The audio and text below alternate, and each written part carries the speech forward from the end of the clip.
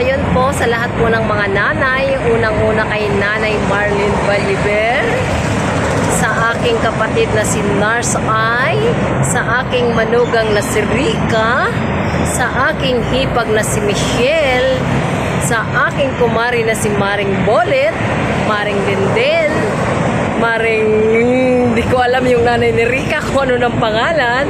So ayan, sa lahat po ng mga nanay na nandito, kay Maring Aileen, kay Maring,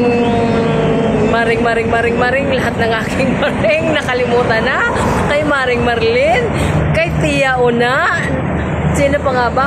So sa lahat po ng mga nanay at sa lahat po ng mga kaibigan ko rito sa Hong Kong, kay Ate Madel, kay Dominga, kay Janet, kay Bessie J, kay Bessie Chris, kay Risa, at saka kung sino pa ba. Ang dami kong mga nanay na pwedeng batiin. Oy, kay Kalay, kanino pa ba? Kay Ate Tess, sino pa ba? Sa lahat po ng mga nanay at aking mga kaibigan, happy Mother's Day po. Patuloy lang po tayong lumaban sa hamon ng buhay. Group hug, big hug, at ingat palagi sa lahat po ng nanay sa buong mundo. So ayun, sa lahat po ng mga nanay na hindi ko na shout out at nakalimutan ko na po silang lahat. Happy Mother's Day po sa inyo.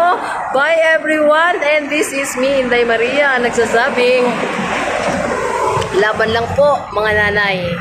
Kahit mahirap ang buhay at sa mga anak po na pasaway, pakiusap naman po, mahalin niyo po ang inyong nanay kahit ang nanay niyo ay napakaingay.